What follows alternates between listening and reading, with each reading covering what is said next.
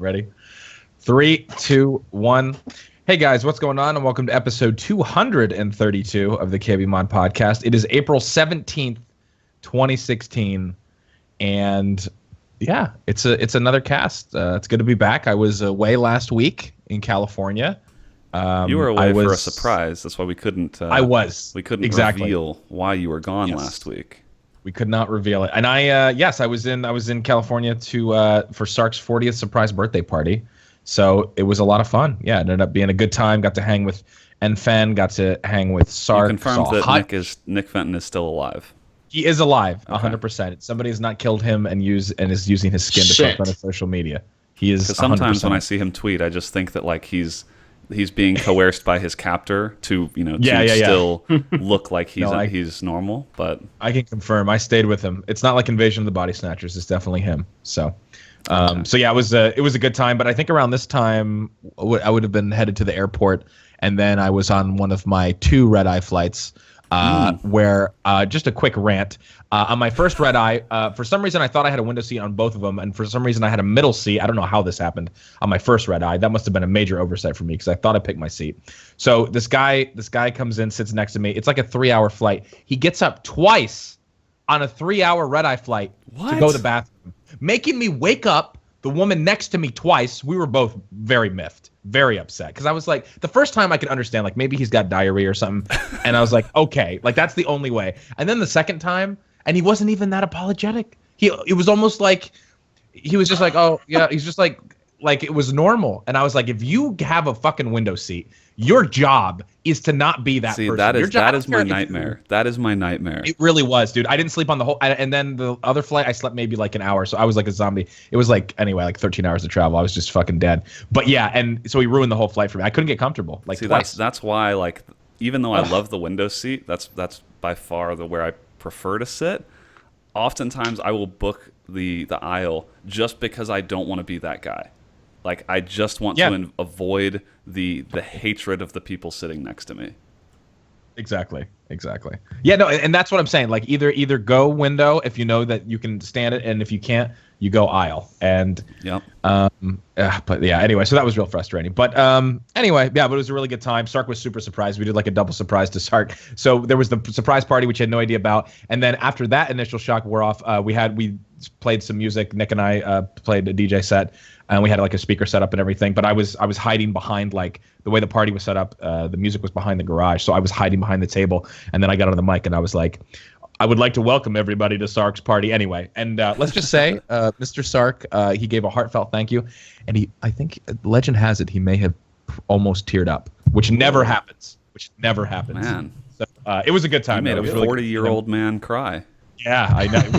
It was a good time. So it was fun being part of the surprise, and it ended up going really well. Were you worried about him having a heart attack? Yeah, well, that's what I'm saying. At that age, you do tend to have to worry about it. Like, you never know what's going to happen. But he no heart attack, and that would have been terrible if that happened. I didn't really think a real downer.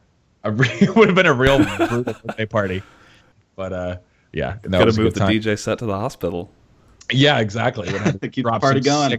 Six skrilly tracks directly in the ER. Bang-a-rang. Dude, the doctor's like, can you turn that down? I'm really doing some life-saving shit. Bang-a-rang. All right. Nothing like blasting some Skrillex in the ER. Oh, my God. And then I would go, call 911 help. Right before the drop. It would have been perfect. Oh, that's genius. Damn it, dude. We got to play a set in the ER. I feel 100%. Like there's a sitcom plot somewhere in here. There is. Totally. It's probably already been done now that I'm thinking about it. But what about you guys? How did your week go? Anything of note? Brandon, we said we would talk about this. I heard that you were on the phone with Comcast a while ago, man. And now just like the worst experience. So we moved a couple of months ago, and so when you move, you can just like transfer your Comcast service, right? Not a big deal. But so if Comcast works this way, and I think other cable companies work this way, where they put you on like a promo rate each year or whatever, or 2 years. And so like if you forget to call them after a year, they just bump up your bill, right? Because you're no longer on a promotion. And so like I know this game. Okay, I know this game. And so when we moved, that was like close to when our promo was up, obviously, because our lease was up too. Right. And so I called him 2 months ago, And on the phone, I scheduled my move, whatever. And I also said, I know my promo's expiring. Can we go ahead and renew that, or what do I need to do to keep my package and pay the same price and whatever? And the guy on the phone is like, yeah, no problem. We can just renew it for another year. And I was like, oh, great. That that seems easy. And so I literally, almost too easy. Yeah. So right? I asked him on the phone, because I know this game. I asked him on the phone at that time. I said, so you're telling me for the next 12 months, my bill is going to remain at X? And I told, I'd literally the price of my bill. I told him. Yeah. And he said, we're good. He confirmed to me the actual price I would pay for the next 12 months. Sure enough, I get my bill, and it's over $200 this month. Do you think that the bill that we agreed to on the phone was $200+? Oh, I'm sure it wasn't. I don't think it was. No, I don't think it was. So I had to call them today and waste half an hour of my Sunday to fix this issue. And the only resolution is my bill is now $4 higher, because I exhausted myself to the point where I was not going to get the actual same price. Oh, okay. So you got it down to I got it down to $4 higher. But I told the guy on the phone, I was like, you do realize, I was like, I'm actually not satisfied with this, because you are still extracting $4 extra from me per month. Right. And every year it is exactly that same thing. I have to fight with them, and then my bill's just a little bit higher. Even when I win, I lose. You do. There is no worst. winning. There is no winning.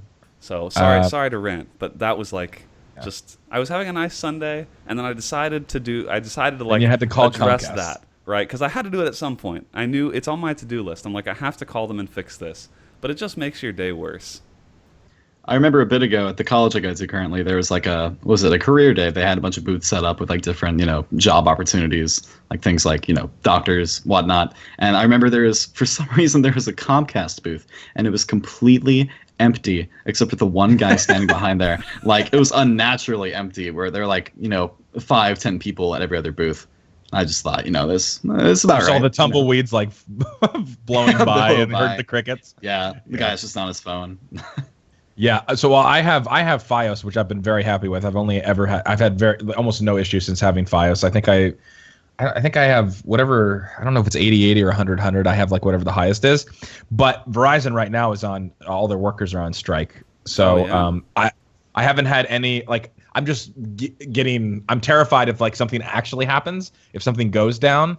I was talking to, who was I talking to? Some of the KBMOD guys who were hanging out for Christy, Nikon's wife's birthday last night, and they were saying that one of their friends had to call for something to Verizon, and it took him 3.5 or 4 hours on the phone to fix a simple issue, because they literally have there's nobody working. They're hiring third-party contracting companies because of this huge strike. So hopefully nothing happens where I have to call Verizon until the strike's over. But we'll see how it goes. But I've been very happy with Fios.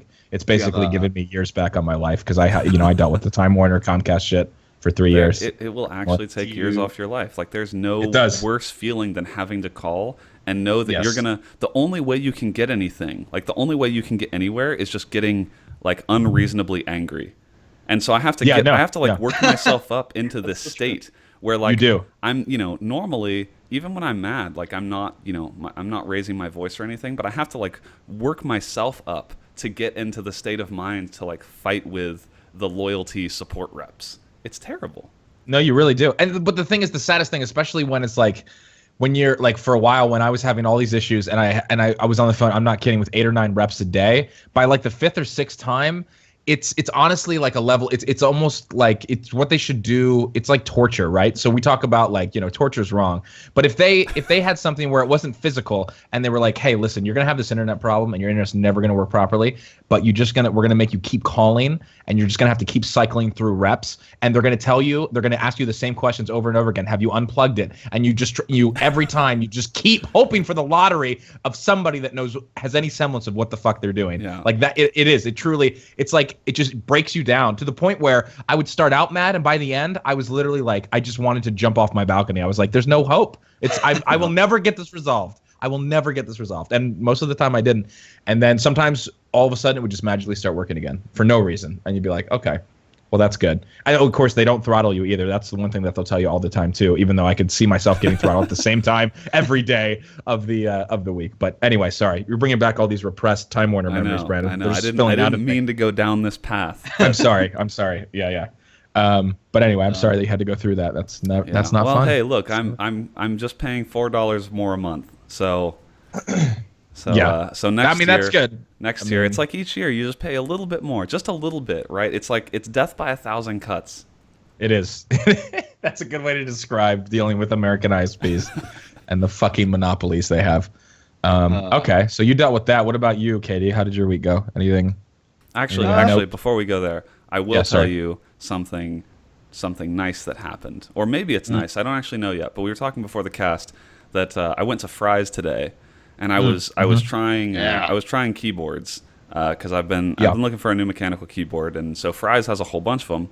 Went over and tried them. I don't know that I didn't really like any of them, so we were going to leave, but we decided to stop by the As Seen on TV section on the way out because previous to this, one of my previous visits to Fry's, I found a macaroni cooker as seen on TV where you can microwave macaroni. And it is, no kidding, it is like it's like the best $5 I've ever spent. Okay. So really? So I'm already I'm 1 for 1 on the As Seen on TV section. And so today we stopped by and we got an egg, it's like an egg fryer where you can put an egg in the microwave and it will cook the egg for you in like a perfect Egg McMuffin round type shape. What? Yeah. Okay. And so and lo and behold, there were 2 of them. After I bought it, there were 2 for $5. So I haven't tried it yet, but next time I go to make an egg sandwich, I'm gonna try this new egg microwaver, and so I'll report back. But so that's like the positive to my Sunday. You were saying that, and as far as seen on TV products, you've been saying that all the ones you've gotten work as seen on TV. That's good. Yeah, and the thing is, like, you have to, like, I temper my expectations because all of these things were $5 or $10, right? So like, I'm not buying the thing that's $50 as seen on TV. It's like I'm buying the little plastic thing that goes in the microwave. So if it doesn't work and I have to throw it out, then fine, it's not that big a deal. But I've been very impressed so far with my little macaroni cooker. And I mean, if you've listened to this cast for any length of time, I think you know how often I cook macaroni in a microwave. Yes. Oh, yes. That is. If anybody is qualified to run a product and test it like that, it is Brandon when it comes to macaroni. Yeah. Shout out to Fry's. Anything that allows me to put something in a microwave where I previously would have had to cook it on the stove or put it in the oven, that is a product marketed directly to me. Yeah. Sorry, Katie. Go ahead. What were you saying? Oh, I was just saying, shout out to Fry's to sell you a macaroni cooker and a GTX 980 Ti in the same store. Fry's is really the best. Yeah, exactly. Yeah, it is. You can't get that selection anywhere else. And we were talking too that they also had. I had to do my best not to buy this, but they had orange flavor balls, the energy drink, that I had. Yes. And KDZen said he has had that before, and maybe is not as big a fan, but I have not tried it, so I was very tempted. Yeah, have you tried the orange? I've never had the orange. Yeah, orange is probably the weakest. I've got the like regular, like blue, like the original, the good balls, the blue balls. Yeah, like the best. And then there's the red. Oh, that was intentional. Yeah, no, I know. Yeah, I'm sure that was intentional with their whole marketing thing too. They were like, blue balls, like they're gonna do we'll that. Make a sale. But no, the cherry's good too. The red, but then the orange it's just a weird orange soda. Well, I'm gonna have to try it at some point, but I held off. I did not buy an orange balls. Yeah, that was probably for the best. I just want any sound clips I can always derive from Brandon involving balls or blue balls. I'm still waiting for that soundboard. It hasn't come. I know. We need a Brandon soundboard from so many. There's so much gold from past episodes now. Can we get can we splice it up to where I want the red balls? Yeah, exactly. Someone here can do that. Someone here has time cuts. And the ability to do that. So can we please? Yeah, for all of like the photoshops and GIFs, I'm surprised we don't have audio clips. Definitely need a soundboard. All right, so that's what we've been doing this week. What about what we've been Hold on. Hold on. Oh, sorry, Katie, you have something to add. Okay, go ahead. Go ahead. I surprisingly don't have nothing to add this week. A couple days ago, I went to a park. We'll be the judge of that, but continue. Okay, yeah, we'll see. I went to the park like late at night with a few friends of mine. This is turning. Wait, this is already. All right. Wait. Okay, Let me this is start already right turning. here. Wait. Sorry. Okay. Go ahead. So we're pulling up. It's fun. We're gonna have a great evening. And then as we're Jesus Christ. Wait, what's? I'm sorry. Can I just? Maybe you're gonna explain this, but you're going to the park late at night with your friends. Are you guys like playing laser tag or what's? Was there a agenda to the evening? No, we're just All hanging right. out. Okay. Fair enough. Go I was ahead. just gonna say, as we're pulling up to the park, there's another car already there, and we could see in the headlights that there was a couple holding hands, rushing quickly back to their car. Oh. And then we put two and two together that the couple was probably fucking, Sure. and we interrupted their park. session. Yeah. So we all felt pretty bad about that. Okay. we were thinking like, should we go up to them and apologize? Like, hey, we didn't mean Yeah, to that's- ruin the evening, guys. Sorry. Yeah, can that leave, would be 'Cause creepy at all. that's how you smooth things over. Yeah, they're probably having a great time up in the swings. They probably were. So, what did you guys end up doing besides invading somebody's romantic time at the park? Probably nothing. We just Wait, you're not sure? what do you do at the Probably park? nothing. This is an event that happened in This the is past. starting to sound like crime took place and like Oh. forgetting the details. I'm gonna get the end call. I want to do it so badly on the Skype. I'm so confused. No, we just. I mean, what do you do at a park? I don't know. I'm asking you. You're the This one is who your went. We story. just swung on the swing. Oh, you swung. Okay, just so just swung hang around. it. You just are That's it. sticking around, hanging on the swings. Did you guys like have food that you brought to have a little picnic too, or did you just? I mean, we went to Jack in the Box, but I just Okay. found it funny that we Okay, turned it up alright. in couples evening. Now this is Okay. getting real. All right, there we go. So you were just ashamed to say that you swung on the swings, but there's no shame in that, man. I mean, you're at the park anyway. Why That not? big of a story. No, I just thought it So- was funny. but you didn't apologize though to the people, is what you're saying though. You just No, You we offer didn't even them talk some to of your them. Jack That in the was- Box as like a peace offering. yeah, that might have Oh. been. I mean, the guy was probably a little tired. Did you did worn you out, did yeah. you eat the Jack in the box before that you knew you interrupted the people, or had you not eaten it yet when We you had already left the Jack in the Box. Oh, okay. Wow. So did that like scar? Like, are you still gonna go to that park at night and hang out with your bros, or is that like not gonna happen anymore after you did that? Probably still going to go to the park. Okay. All right. And, And just wh- to be and what clear, state you do were you live- allowed to be at the park that late. This wasn't Yeah, like is it- mischief, is it- was it? Yeah. Is it No, allowed? I don't know. I mean, I assume they closed down at some point, but there wasn't really anyone there. So Okay, all right. Just trying to That's- keep things on the up and up here. Yeah, just making sure everything's legal and totally. Okay. Oh, of course, yeah. I'm a law-abiding citizen. Okay. Hitting the vape. All right. Well, let's talk about what we've been playing this week, and when we're not playing when we're not playing in the park on the swing, interrupting people's coitus. Oh, I love Katie Of course, so much. you would use that word. Yes. I also just love the fact like that is such a like where like what I imagine like the town that Katie lives in, and like it all just works so perfectly for me. Like, because you're in Indiana, right? You're in Indiana. Yes. Am I correct? Okay. Yeah, that Yeah, sounds you're like right. something to do in Indiana. Like, not that I wouldn't. I mean, it sounds fun, but it all fits together. Okay, so let's go with you, Katie, since you were talking already. I know that you've been playing some Dark Souls. Well, obviously, probably more than a little bit. What's going on with Dark Souls, man? Is it the game of the year? Is it the game of the year? So far, it's pretty good. I don't know. Okay. A lot of really big heads coming out this year, so I'll have to wait. Yeah. How many hours have you put into it so far?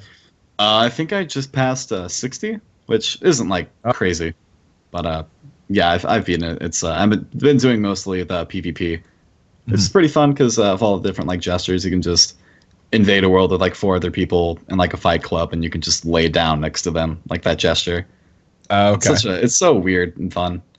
But yeah, that's been basically just Dark Souls 3 and Rocket League. That's all Okay. I've been doing. Okay. And then I know you were talking about this a little bit before the cast, but just for people that haven't, like me, who haven't played any Dark Souls, would it be, if I was going to, for some not on stream, but for godforsaken reason, play this game off stream just for myself, should I start at the beginning? Should I start with 3? What would... No, I would Well, because the way it is on PC is that Dark Souls 1, you have to like settle with like the really bad like optimization, Right. and, which most people don't want to go through. I think it's worth it, but the average person, they don't want to settle with like, because if you put it anything higher than 30 FPS, you have like weird like physics issues, which you Right. just don't even want to fuck with. And Dark Souls 2 it runs well, but it's definitely the weakest of the series, and that's why 3 is so good because it's easy to get into. You don't have to play previous ones, but if you played the first one, it's really catering towards like those players. Okay. But yeah, 3 is a really good starting point for sure. And you have the PS4, so you can definitely get into Bloodborne. Yeah, that's what exactly. Yeah, that's what I mean. Like Bloodborne. The more I even, think about it, yeah, I think Bloodborne might be. what I should do. I'm probably gonna go back in this opinion like 5 times, but Bloodborne might be my favorite of all of it, with the whole series. Is Bloodborne the easier quote unquote one, or no? Is that not, or is it no. still just as difficult as? It's just as difficult. I think towards Okay. the end it gets a bit easier, but it's none of them are easy. Okay. All right. Cool. Brandon, what about you? What have you played this week? The main. I know thing- you've been playing some of that Division. Yeah. The main thing I've been playing is the Division, and I guess our first news hit deals with this, but I can get into a little bit now. So they Yeah, we dropped can talk about it now, too. they dropped a new patch in the Division, which changed some stuff. Like they added item trading, they added incursions, which I guess is kind of like a raid, but not really. And then they like changed up the loot a lot. So they basically made the higher tier of loot, which previously was pretty difficult to get, they made that drop like candy. So like there's some serious power increase for everyone because now everyone has better gear. The incursion, so there's one incursion, and it's basically just like kind of a horde mode. There's like 15 waves, and you just have to survive these waves and kill like an APC. And so I tried it with a group, and we got rolled. And it seemed like even getting it correct, like getting to the end, would take like an hour. And it is just, I mean, this is just my opinion, but like it was just super boring. Just the most boring thing. Not really skill based. Like you're just kind of, you're shooting stuff, you're reloading, you're like hoping that you don't hit an enemy that snipes you or something, and like it's so easy to wipe, and there's no checkpoints or anything. Like if you've ever played an MMO and you go into a raid dungeon, you know that like there's a boss, and then if you kill that boss, you don't have to like if you die to the next boss, you don't have to restart and do that previous boss again. But like the whole thing is just one long continuous thing. So if you die on wave 14 out of 15 and your group wipes, you just start over. And it's just like it's not fun. It is not fun. Yeah. So anyway, I think I might be done with the Division for a bit, just because like there's the incursion, but then the other stuff you have to do is basically like grind for crafting materials, and there's just not. I don't know. I feel like they just need to keep adding more to the game. Like it's fun. I just don't think I'm going to play much more of it until they drop another content patch or something. How many hours do you have in it now? I probably have like 40, maybe Okay. like 40 or 45.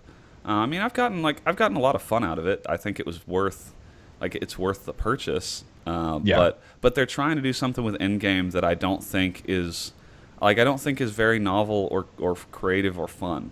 I mean, props to them for trying, I guess, but it's just like if you look at MMOs like WoW or even just like any raid boss in an MMO, like I think there are qualities that those fights have that make people want to kind of grind them.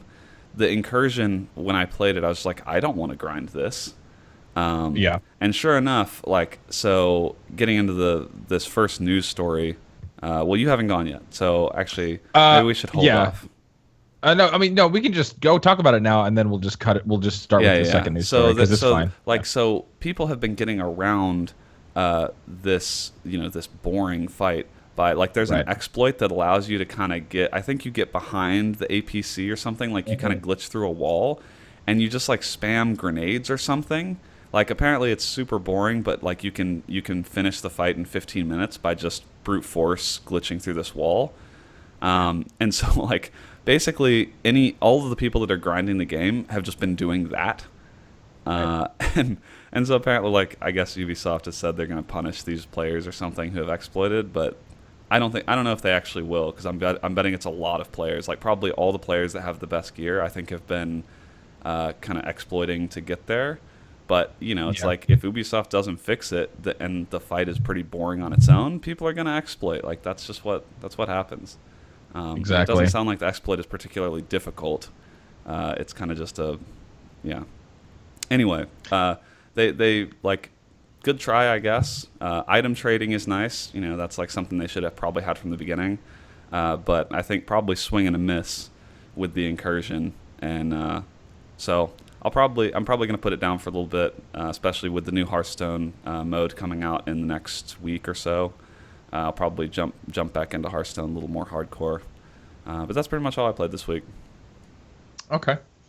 All right. And as far as what I've played, I started the Uncharted franchise recently. I don't know how recently, but Naughty Dog released like a updated like texture 60 FPS running PS4 version of Uncharted 2. Basically, you get like all 3 games in one $60 package. So that was one that people have been telling me like you got to play, like you really like the Uncharted series. So I beat the first game, and I don't know, about halfway through the second one, and I'm really enjoying it a lot so far. I know, Katie, you wanted to talk a little bit about this, but I really enjoyed the first game. Definitely, the jump from the first game to the second game is actually pretty incredible. But I've really been enjoying it. I don't know, like there's been some gameplay things, honestly, that have frustrated me, and I'm not the greatest, and I'm playing on normal, but there's been a few things like almost like contextual button pressing, or like my character doing weird shit, like Nate Dogg not grabbing on the ledges at certain times where he will in other instances. I've already got a lot of rage moments happening on my stream about that. But overall, I'm really enjoying it, and I don't know. What did you think of that? You're an Uncharted franchise player. Yeah, I played them all. I definitely agree that the jump from 1 to 2 is pretty huge, and I enjoyed them. I thought it was pretty cool. Only thing that's disappointing about that collection you were talking about, I was playing it a few days ago. And it's only just the single players. In 2 and 3, there were some multiplayer modes. In 2, it was it's kind of like an arena shooter going on, and that was really enjoyable. But it's some fun games.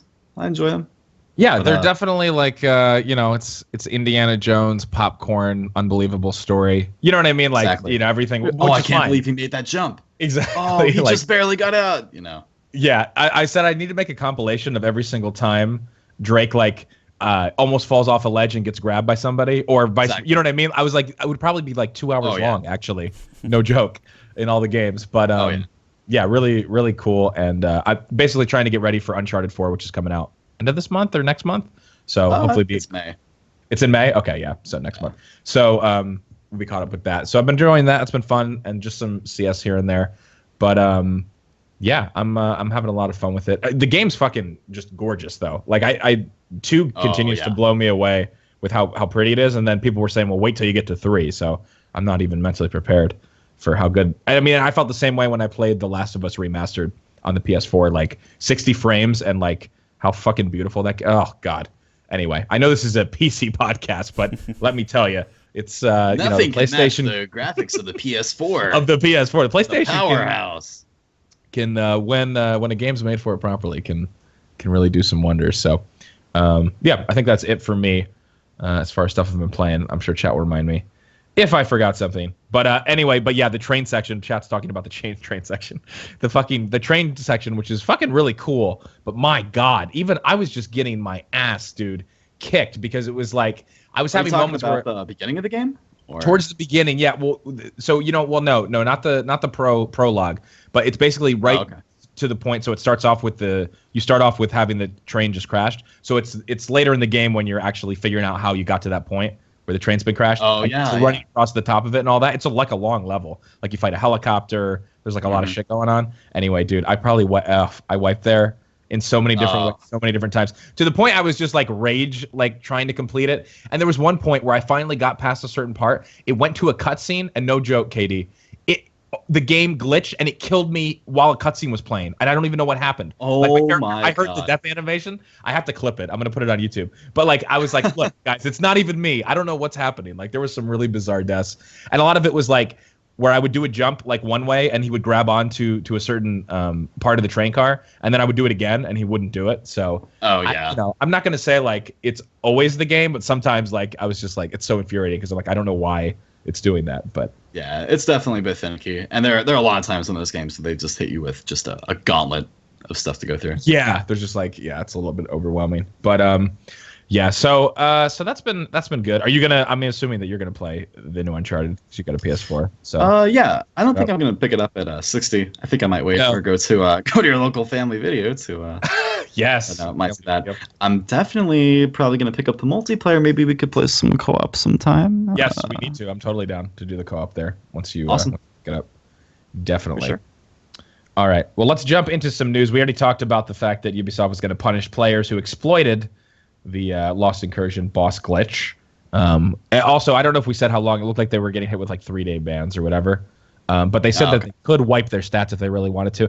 I'm sorry, but the Division player base, from what I've read, is already dwindling, so I don't think they want to. I don't think they're going to do that. I think if they wipe players' stats, they will literally have like 5 people playing that game anymore. I also didn't include an article that was written about how mods on the subreddit for this game from Ubisoft were deleting all of like the negative posts and questions about why is the player base like dwindling to like from 180 to like 24,000 and stuff like that.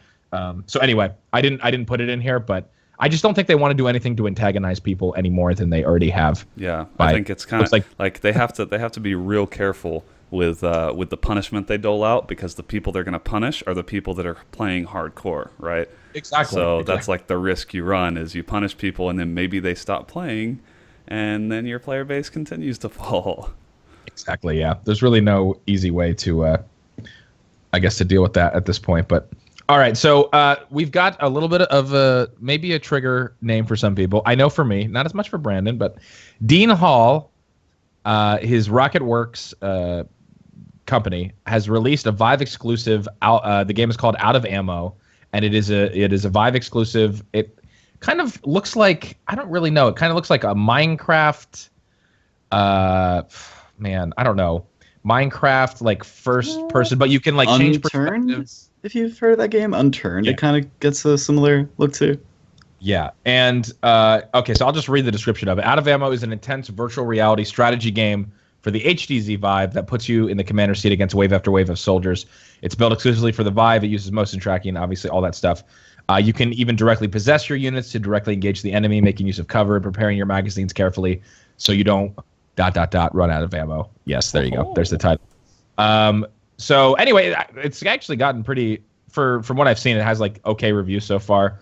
But it kind of came out of this. The reason that it's a little weird is it kind of came out of nowhere. No one knew that Dean Hall's RocketWerkz studio were actually working on this. So that's part of it. Yeah, they knew they were working on something, but I think it's surprising that they released it in early access, sort of just out of nowhere, and that it was a Vive exclusive game. So it's kind of interesting that they're doing a VR thing. The art style is not what I would have expected from that studio. Just because DayZ is fairly realistic in terms of like the graphics and the way it played, but this is kind of a blocky, you said kind of like Minecraft type aesthetic. Yeah, exactly. I mean, it looks cool. The trailer's pretty neat for it. I mean, and honestly, like anything that's like, now that we're in the era of all these, I think there's going to be just a wave of VR titles coming out. If it turns out to be decent, that'll be good. It looks like a game that, from what I've seen so far, like it's kind of taking a chance on VR. Like if it's exclusive to VR, from what I can tell from the gameplay of this game, it's not a game you would play outside of VR. So. Either they have like a business deal with HTC, or they're like really gambling on VR taking off here. I think they definitely are. My favorite other part, of course, of any article like this was on PC Gamer, are the comments. And the first comment in response to this article is, so guessing the normal setup of 10 years in alpha? Question mark. Wow. Other people saying always rocketing into other games, Why is he working on 2 games when he can't even finish one? Dean Scam Hall, more like it. Anyway, so again, you know, the Dean Hall name, even when it's not necessarily, you know, his direct fault, he is the scapegoat for. Yeah, I think he probably gets a little too much criticism for that. When I'm sure there's like a long backstory to why DayZ is still in the state that it is. But I mean, props to them for like putting out a game in early access that you know, that's like is kind of a gamble. Like this is a pretty bold. I think this is a pretty bold game for a brand new studio. Like this is the first thing they're doing. So you know, props to them for taking chances. Right, exactly. And I mean, I think it is about probably getting a foothold right in this industry as far as making games exclusive for VR. So if this turns out to be like, not, you know, they're probably not going to sell a tremendous amount of copies until the hardware starts becoming more, you know, like a common purchase for people in people's homes. But yeah, there has to. I mean, this is a long play, and sure. But I think it's the other reason I say I think it's kind of a bold move is because the aesthetic and kind of the type of game it looks like is not immediately a game that I would think appeals to a fan of DayZ. And so like the built-in fan base that, you know, kind of Dean Hall might have is not necessarily interested in a game like this. So it's like it feels like it would have been a lot safer for his next game to be, you know, something in like the military sim genre or something kind of like DayZ, right? But it's not. Like this looks like a very different game. Yeah, it does. It definitely does. And it's obvious. I'm not gonna lie. Honestly, even just looking at it right now, I don't have I don't have like a Vive or anything like that. But it's not something that immediately would grab me and I'd be like, wow, that looks like a really fun experience. But again, that's feels like maybe something that like if you were given a demo of it, like if you got to actually try it out, I feel like it's a game that maybe it captures. Like, wow, man, they've released 3 out of ammo game. Hey, Treyarch has picked up out of ammo license for VR, dude. We got loadouts and it's crazy. I don't know. Because you really have to be inside of the headset and experience it. Right. Yeah, exactly. All right. Well, good luck, Dean, with this one. We'll see how it goes. Maybe Out of Ammo will become the Call of Duty for VR, Brandon. I mean, who knows? We're going to be looking back in 2 years and be like, wow, man, they've released 3 out of ammo game. Hey, Treyarch has picked up out of ammo license for VR. Dude, we got loadouts and it's crazy. I don't know. Probably not though. I don't know. You know, never say never. Jay Beebs always taught me that one. I always wonder, I wonder with some of these VR games if the idea behind a studio that specializes in VR is like trying to get contract work for games that you know will want to have VR, because that's like the thing I'm just curious, right? Like, do they actually think this specific game is going to sell, you know, enough copies to run a studio? The answer has to be no, right? No. Yeah. So like, I'm curious what the goal is. Like, if this is maybe a kind of a tech demo to show off the studio's skills, so that then they can get contract work on bigger games or something like that. That's just speculation, but I feel like that's sort of maybe the direction some of the small studios doing VR games are going, is like trying to get a reputation in VR so that then they can get the premium VR projects from bigger studios. Yeah, definitely. Yeah, I mean, all of those reasons I feel like have to be in play for something like this. Yeah, no one's expecting to get rich overnight over these early VR titles, I don't think. Though it will be interesting to see as VR continues to like as more games are coming out, like what will be what will be some of these like flagship titles, like or those must-have games, like, because I mean there's going to be definitely a couple of those experiences as, you know, as the medium continues to be pushed forward. So we'll see. I've been saying this for a while, but I want like a full interactive 2 or 3 hour like movie-like experience in VR that's also interactive and gets my, like, I need like someone to make like a good David Cage like game in VR, please. In VR, and where it actually, and it turned, you know, like, wouldn't that be mind-blowing, Katie? Like, that would I would keep the David Cage. I would keep the David Cage, to be honest. You would keep David. Well, you know, he's got it. You know, he's a visionary. He is. My God, if only Detroit, his new game, was going to be in VR. We'll have to see how it cry. Goes. I mean, fuck it. I'll play Heavy Rain in VR. You know what? Just do it. I hate Heavy Rain, but just do it.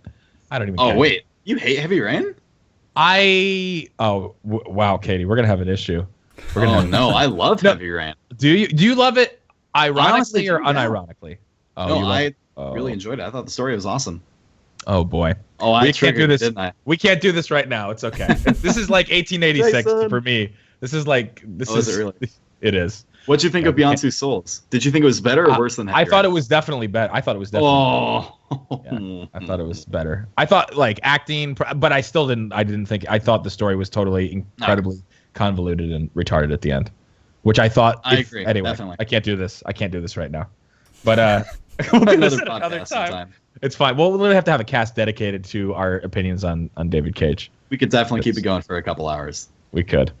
Instead, we're going to move on to a Steam controller hardware revision that is apparently in the works as of right now. And I've honestly never gotten my hands on a Steam controller. I've never played with one. I don't know. Do you guys, either of you have a Steam controller at this point?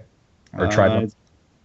Okay. I have heard, I do know a couple people that have them and like them. I feel like though it's also like, it's pretty split. Some people like absolutely love the Steam controller and other people like claim that it's like super like clunky or it's too big or I don't know. It doesn't seem like it's set the world on fire.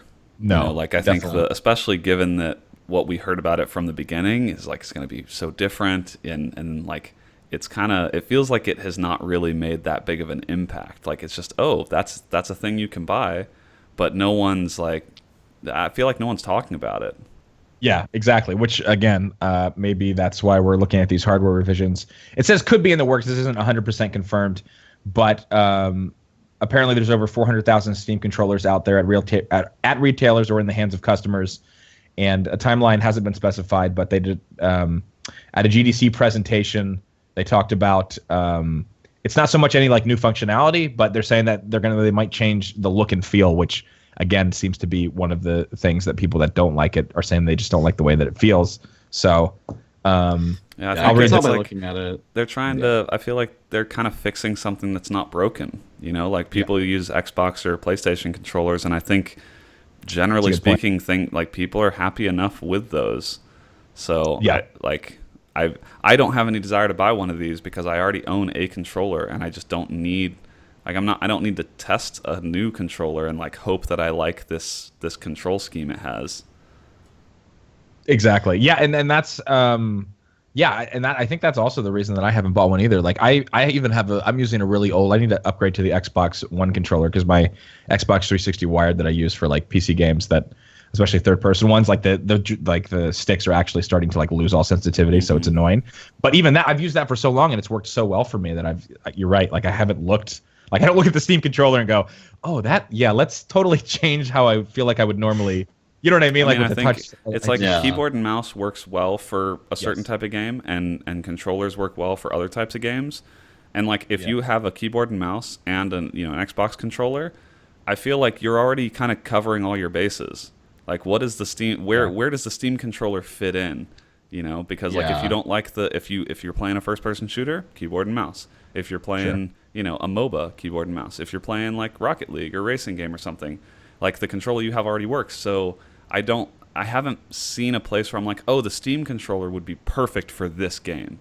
Yeah, true. Oh yeah, for sure. I have an Xbox One controller and a PS4 controller that I use like for, like say Dark Souls, I'd use an Xbox One controller, but for like a side scroller, I love the D-pad on a PS4. Mm-hmm. So like I just think the Steam controller, I just hate the D-pad just on that. I really wish if they're doing a hardware revision, I'd love to see like a physical D-pad on there, like something really comfortable. And it looks like the face buttons might be a bit too small. Just like the whole concept. I remember like a while ago they were showing it off, like the big like touch screen, the middle. You could like set buttons to it, but it's just changed like so much over the years. I'd love to see some more changes. Hopefully they can make it more appealing to more situations. And I think I know where I won't address who said this exactly in chat to protect their innocence, but we're overlooking a huge group of people, Brandon, or not necessarily a huge group, but someone in chat said, I bought one, talking about a Steam controller, because it was cheaper than a vibrator. So there you go. Perhaps that's part of the market that they're not realizing that they're tapping in on. Though I don't think that the Steam controller was all that. How much was it? How much is it at retail? I gotta look that up. It's $50. Okay, yeah, you can trust me. I've done my research. You can get vibrators cheaper than $50. So I was gonna say, I don't think that feels the like best it's purchase. on the high end of that type of purchase. Definitely. Okay. More economical ways to get what you're looking for. Absolutely. I feel like if that's what you're going after.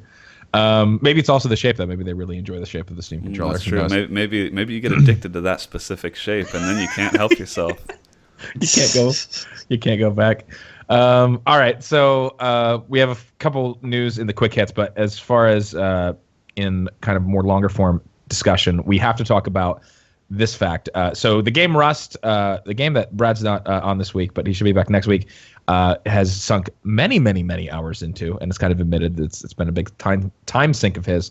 Rust has now assigned players a random permanent gender, and this is kind of big news because a lot of people are upset about it, and kind of just going like, what, like why are you assigning me a random permanent gender? Like why is this being done? So the developers kind of answered in kind of a snarky way. I'm not gonna lie. It felt a little, and we'll get into this a little bit more. So I'm just gonna read you their response. So basically, and when I say like it's like totally random, like, and you can't change it. So if you get assigned to as a woman or whatever else, else, your Steam ID. So they randomly generate, like your gender and your face and skin tone and stuff. And it's assigned to your Steam ID, so like can't. Which is, I guess, has already been true with even when it was just all male characters, whether you were white, black, or whatever else. Like I think that was already being done, but now obviously we're adding the gender thing.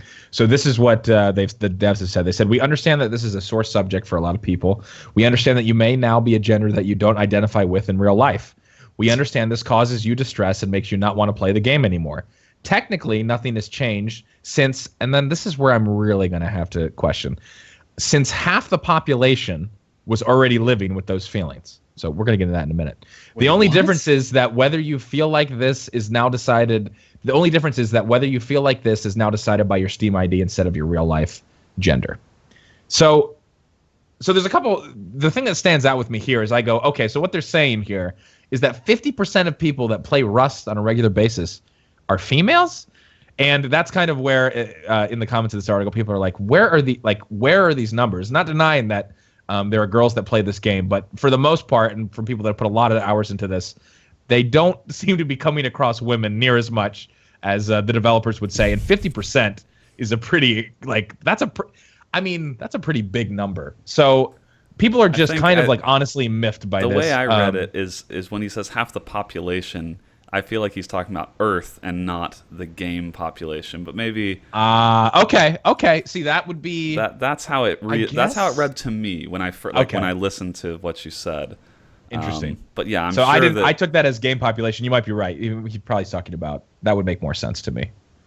I think it feels to me like the issue is not. The issue to me is like not that you're randomly assigning a gender now.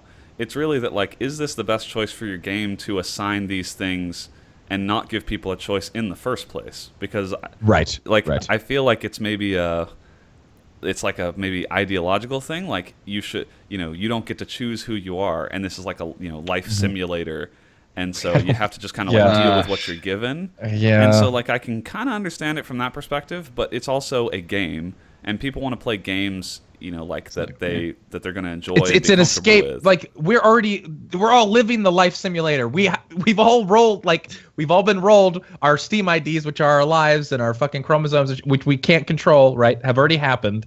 So yeah. So for me, I don't even play Rust, but like I understand, like, okay, in that exactly what you're saying, Brandon. He's like, okay, comparing it to real life, people are escaping in they don't want like. I don't know. To me, that it's just like a slap in the face. It's like, hey, here's this game where you can escape from your normal. Oh, but you know what? Guess what? You didn't. Here's the lottery. You get re-rolled, and oh, well, guess what? You're a woman now, or not even being a woman, but being whatever else. It just, and also like as far as like having that option to be able to craft whatever character you want is something that's pretty big in like games nowadays, and people really enjoy doing that and having that kind of flexibility. Not even necessarily like maybe they'll play multiple characters or whatever else. Like I don't know. It just seems weird to force this on people. It feels like a weird choice to make. Because not allowing people to customize means that you will probably lose. Like, I don't see who you upset going the other way, letting them customize it. And that's a lot of games are famous for that. Like the Fallout customization in MMOs. That's like a hallmark of some of those games is that you can customize all this crazy stuff, and you make a character that looks like a celebrity or something, and that's funny, and people share that around. Like I feel like you're kind of losing that hook into your game, which is like, look at all this customization. They've built the customization, right? But they're just like, they're not getting any of the benefits that come with all of that work of how, having to actually model all of those penises and everything like that. Exactly. They did all the work already. I'm reading this Eurogamer article where it was like an interview with Gary Newman, who's like the guy in charge, and he was talking about how, like, they're talking about how they hated that players were recognized by the names floating over their heads, and how in an ideal world people would be recognized by what they look like. And like, they say that, but at the same time, if I was playing a game like this and I was trying to meet up with a friend of mine, I'd be, look for the naked blue guy with a giant lips. Like, it kind of goes against, if I'm not able to make the guy look like, then I don't know. It doesn't really benefit anyone doing this. And then they're getting called out too. Gary Newman's getting called out for this other quote where they're talking about that they landed. They discussed how this decision avoids wasting development time on complex character creation suites, which is something he feels other games have become somewhat defined by. So, like, part of me, he gets called out for this in the comments, where people are like, so it's lazy. Like, people are like, this is laziness. This has nothing to do with trying to make a real, like, Rust more realistic, like real life, where you're, who you are is who you are forever. Which, again, especially in today's world, we have already proved is not true anymore, especially with a lot of the transgender stuff. So let's not even get into that anyway, because that can be changed.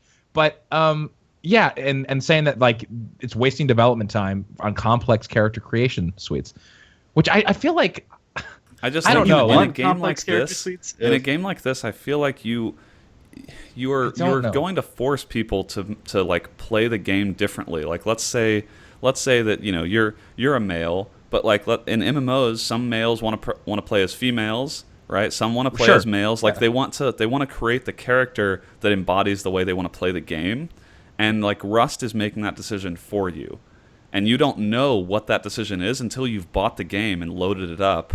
But now, like, you're forced to play as like a black lady or something. But you're like a white male, and that's not how I want to play the game, because I don't know, like that's not what I would choose necessarily. And that feels like a weird choice to make for people, to take away, because you're taking away like the comfortability of the game and forcing them to play as a character they don't identify with. And that's like, I just don't understand what the benefit is of making that choice for people. Yeah, exactly.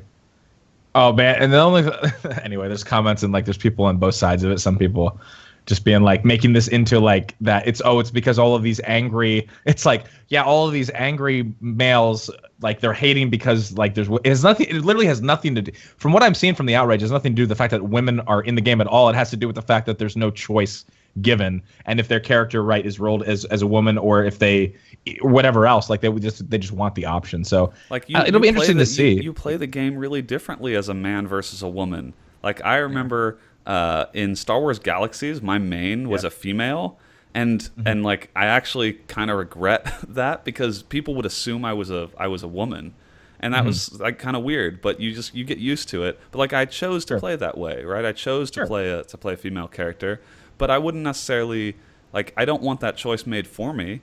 And now whenever someone recognizes me in game, like, they assume I'm a woman. Some people don't, like, they wouldn't want that. Yeah, sure.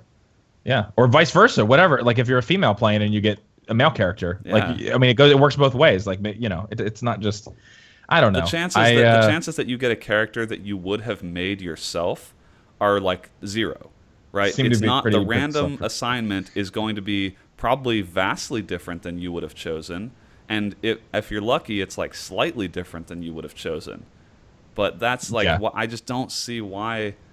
I don't see why you'd put the customization features in the game and then not allow people to go wild with it, right? Like, that's the point of a game like that. If you want to be a tall dude with a like laughably large penis, then do that. Yeah. Or like, it's just that. Well, there's nothing laughable about a large penis, Brandon. But I see what you did there. Or if you want vice versa, if you want to be a guy with a micro penis, like, that's fun. That's like funny in a way. You would embrace the way you play the game based on those choices, But it comes back to the choice. Yeah, I don't.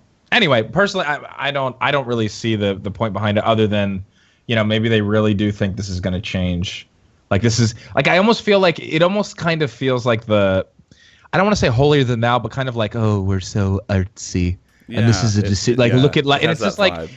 It doesn't like it's fucking. I'm not saying that Rust is a bad game or whatever else, but it's like I don't think doing this gives it's totally clear like people are just upset. And I think it's missing the mark, but maybe the devs are loving. Maybe they're like, we knew this would happen. I think they're are they French devs? Yeah, they're. No, I don't know if they are. I don't think so. But Gary Newman made Gary's mod. I don't think he's French, is he? No, he's not French. He's not French.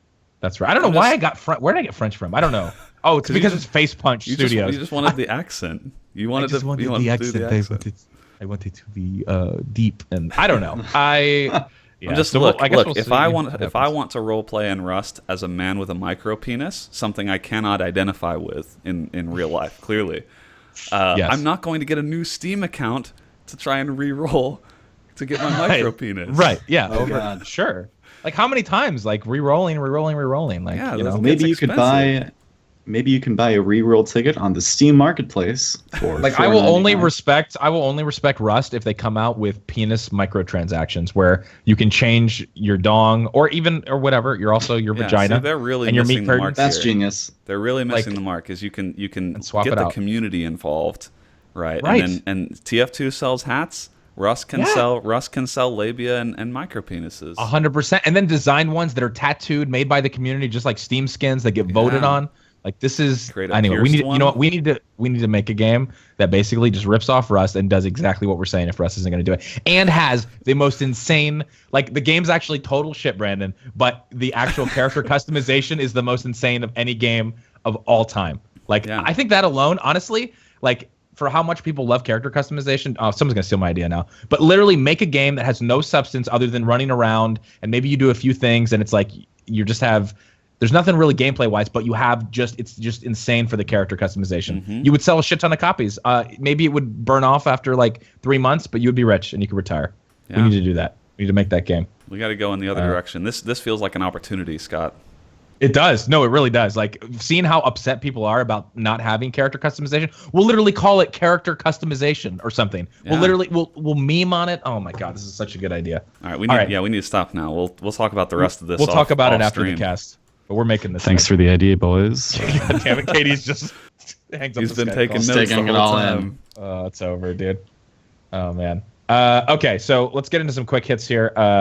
There is a mod that reimagines GoldenEye 007 in Doom, and so it looks. I don't know actually. It actually looks pretty neat and looks pretty true to GoldenEye. God. It's always hard. I always want to be like when I'm on this because there's people watching live. I want to be like, watch the video, and then I'm like, oh, there's also audio listeners. You guys can't do that. But in the article, you can actually check it out. It looks pretty neat, and so something worth a look. It's just cool. I'm not sure like if Doom is such a moddable game that there are still people modding Doom. Exactly. It's I don't think actually like, I'm going to go on a limb and say I don't think the new Doom will have this kind of lifespan. No, I agree. That is definitely going out on a limb. Money with that. But it is actually really cool to see with like with like the Doom engine, seeing how it's how GoldenEye is put into it, and it actually, it definitely looks like pretty true to it. This looks like it's running a crisp 60 FPS. I could be totally wrong, and this probably not, but it looks pretty nice. Looks pretty nice. So anyway, it's trying to get the name. Does it have a proper name so that people can look it up? I'm not sure if it does. I'll have to take a look. I think if you Google GoldenEye Doom, I would be shocked if you don't find the right thing. That's probably true. So anyway, it looks pretty cool. Check out the video if you get a chance on the podcast post. Titanfall 2 teaser trailer is out. It is revealed. And no, I'm just kidding. Personally, I played some Titanfall. I thought it was an okay game, but nothing. And I feel like most people felt like it wasn't as... Titanfall was maybe one of those games that had some of the most hype, right, of any game ever before it released. Was that fair? Not necessarily at the top of that, I would say it is one of crazy. The games that had the most outsized hype compared to like the hype it would have deserved otherwise. Totally. So Titanfall 2 is coming out. It's going to be PS4, Xbox One, and PC. And there's not too much information in the teaser trailer. It's truly it's a proper teaser. It's like 40, maybe 39 seconds of actual like trailer, and then the Titanfall logo. Are you guys? I mean, did you, Katie or Brandon? Did you guys play much Titanfall? I did. I played the beta. Okay. Yeah, I played the beta too. That's about as far as it went for me. Yep, that's all I really have to say. Yeah. I haven't played it. I got it on sale for $5, like at some sale, and I still haven't touched it. I remember back in the day when the beta was popular, I got a code, and then I ended up selling it on eBay for like $40. Someone paid for it. Nice. Yeah, that was the. So yeah, I did get a. But yes. So yeah, I love Titanfall. Yeah, it really turned out well for me. They uploaded this teaser trailer as unlisted. Yeah, that's really edgy right there. Guerrilla marketing. Yeah, that's right. That's right. No, and I don't think Titanfall was a bad game by any means, even from the little bit that I played. I just personally, for me, this doesn't do anything, but I know some people will be excited about it. I'm sure. We talked about it back in the day. I don't know what cast that would have been, but I think like the thing that I found weird was the AI element. Yes. And like that seemed like the killing the creeps for points and stuff. Yeah, like that was the thing I didn't like because, you know, I would think I was targeting a player. And then it was just AI, and it was like, oh, well, now because I was focused on the AI, the actual player who can actually aim and kill me now has the jump on me, and so it just felt like there felt like a lot of noise, and so like I think the concept is cool, but I think they need to really tighten up like what the core mechanics of that game are, and the AI just felt like noise. It felt like it was. The AI felt like it was in place for a tech demo and never got taken out.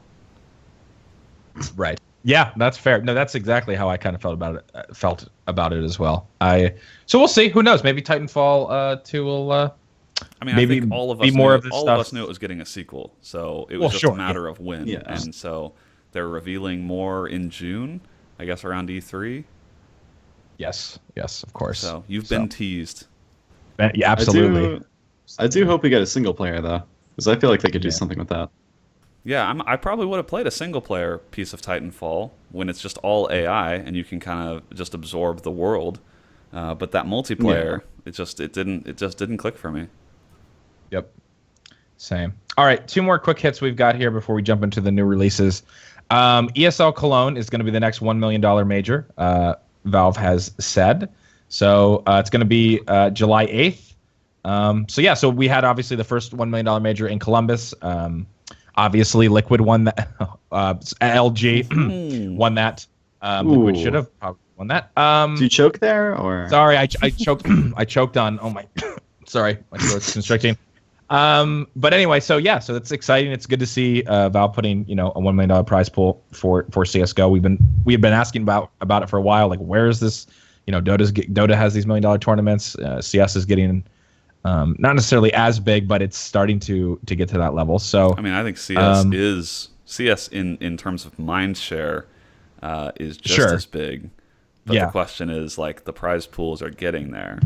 Yeah, they are. It's definitely going in the right direction. So definitely going to be exciting. The last major was fantastic. So yeah, I mean, DreamHack was just this past weekend. I feel like if you're a Counter-Strike fan, I mean, I feel like every weekend you've got something to watch. You could just absorb Counter-Strike nonstop. It really is. And I was just thinking too how, like, especially like this generation or even just living in this time period, like consuming stuff like Counter-Strike or esports in general, like traditional sports, you're like, okay, it's made a big deal of like when like the Monday Night Football, right? Or games are like you can kind of like center like if you're going to watch it around a certain time, but like because these tournaments are all over the place, right? It's sometimes in North America, mostly in Europe and stuff like that. Like if you're trying to watch this, like you have to go to work or you have to wake up super early in the morning, like you were saying. Same thing with DreamHack. Yeah, DreamHack started at like 2:30 or 3 Pacific, and so the first game is coming on when I'm going to bed, and I'm just like, oh man, I want to stay up and watch it, but I just can't. It's like hard to consume it all. I mean, it's good like that we're living in an age where there's just literally you can watch matches, whether it's even just smaller online leagues that aren't LANs, but there's always something to watch every single day. It's actually almost overwhelming. It's a cool problem to have that this tournament that's across the world, is like it's being broadcast in real time. Whereas in the TV, I feel like in the TV era, they either wouldn't broadcast it or they would like delay it so that they could broadcast it prime time in your area. But it's like you're getting just the live broadcast, and if you're not awake for it, then you got to watch the VODs. But it feels so much more real. Like it's not. I still feel like it's not. It's well produced and all of that, but it's not like it's a product being sold to you. It's still like real and raw, which I love. Agreed. And I think that's one of the huge appeal of esports, at least especially with Counter-Strike, definitely. And congrats to NIP obviously for winning. And I feel like DreamHack. I just wish cool. There's a part of me that wishes, like if you're in high school or in college, you have the opportunity to, if you have a few friends that are into it too, like there's a part of me that wishes I could like stay up and my friends and I would just stay up literally all Saturday night watching a DreamHack. Like I'm not gonna have that again because like I'm an adult and my friends go to sleep, But like if you're in high school or college, you could you have that opportunity to like stay up all night and watch a game with your friends because you don't have to go to work the next day. Yeah, exactly. Yeah. So I agree. Definitely a good problem to have, but it is just there's so much Counter-Strike going on right now all across from majors to minors to, just people streaming. So, all right, quick hits. Last one. Netflix has begun their HDR video rollout, which I just thought was interesting because obviously all of us consume Netflix here on this cast, and I think probably most people that watch or listen to this podcast do as well. So HDR video that displays millions more shades of color and extra levels of brightness than normal ones. Brandon, I was like, for a second, I was just trying to, and then I was like, oh shit. Brandon was like, well, your phone has you can take HDR photos, right? Like, I was like, okay, yeah, that's where I probably interact with HDR the most at all. Like, and I don't really take HDR photos that often, but so apparently there's some HDR content already on Amazon as well. But they're claiming this is going to be a huge, like, they're banking on this being a pretty big deal. I don't really know if I've watched. Have you ever watched any like HDR, like straight up HDR programming? I don't think I have. I would think it looks different enough that I would have known. Sure. But I'm not sure. Yeah. I feel like maybe it's something that if I saw side by side HDR and non-HDR, I'd be like, oh wow, that's a huge difference. But I'm actually not sure. Exactly. Yeah, Sam. I don't think I've seen any. They're pushing. I don't think there's much HDR content out in the wild right now, so we probably haven't seen any. Yeah, so they're starting with Netflix. They have their show Marco Polo, which I was like, whatever. I watched the first season. I thought it was okay, but it's going to be the season 1 is HDR, which is now available on Netflix, and there's also going to be a difference. There's apparently this is in the UK though. The rollout coincides with the change in price in the UK. Until now, so the price in the US. So yes, because that did not go well. The last time Netflix did that big price thing, it wasn't just the price, but it was also, what did they remember that whole backlash? I remember when Netflix just went back altogether. I forget. I mean, they did the right thing, but that did not go well. So we'll have to see. I mean, Netflix is still a ridiculous value for the price they charge. Sure. So it's like even if they did raise the price, I mean, I'm not gonna like boycott Netflix. It would just be like a mild inconvenience. Like they raised the price. I'm gonna pay $20 more per year for this thing that, if it was not Netflix, would cost me like hundreds of dollars per year. Exactly. I mean, and again, like I'm waiting for them to really lock down. I don't know I know they cap like how many, because I mean, basically I pay one for one Netflix account, and literally my brother-in-law, my sister, my brother, my mom and dad, they all use it. They stopped that because you can only do 2 streams at once. So they know you do that. Right. Exactly. But that's what I like. They don't seem to mind. They just limit the number of streams you can watch at the same time, which is really generous. Because like every other service, you just don't. You can maybe watch one at a time, and they have a max number of devices and all sorts of restrictions. Like Netflix doesn't do any of that. Yeah, exactly. So we'll see though. But yeah. So anyway, be on the lookout for HDR video content from Netflix. So, all right, Katie, bring us into the new releases, my friend. All right, so a few new releases this week. I was going to cover this, but it came out on the 14th, but I'm just going to cover it here. Well, Final Fantasy IX, which originally came out on the PS1 a long time ago, was ported to the PC with a nice graphical makeover, and apparently it's a lot better than the ports of 7 and 8 that had a lot of issues with like DRM and signing in, making accounts, and like butchering the soundtrack. But apparently this one is pretty good. And it's on sale right now for $16.79 on Steam. So definitely pick that up. That's one of the more higher claimed Final Fantasies. But other than that, we have, the Banner Saga 2. I don't know if any of you played the first Banner Saga, which it's one that I see come up on sales a bunch, but I've never been that interested in it. But the sequel's coming out on the 19th. I've heard it has been described like a Game of Thrones crossed with a Disney movie. It's like a role-playing strategy game with like some really nice cutscenes. But I can see that. Yeah, it does. It looks beautiful. The cutscenes look sick. Yeah, and the first one is 75% off. It's only $5 right now. That seems like a decent deal. If you want to get started with the series, definitely go for that. And 2 is going to be on sale for $17.99 if you pre-order it. It'll go back up to $19.99 once the game comes out on the 19th. Then finally, we have a game called Pollen, which I'm pretty interested in. Yeah, this looks really neat. Yeah, it takes place in like an alternate timeline where the Kennedy assassination never happened and the internet was never invented and the space race kept going on, and the story looks like it's pretty interesting. It's one of the VR games, which you can still play on a monitor, but looks like it was definitely meant to be played with VR. You go through like a station, like a space station on like Saturn's moon, trying to see what happened before you, kind of like a Soma vibe to it. Definitely has a Soma vibe from what Oh yeah. Yeah, it looks like an atmospheric game for sure. Definitely. But yeah, no word on a price for that yet, but that comes out on the 20th. And that's going to be it.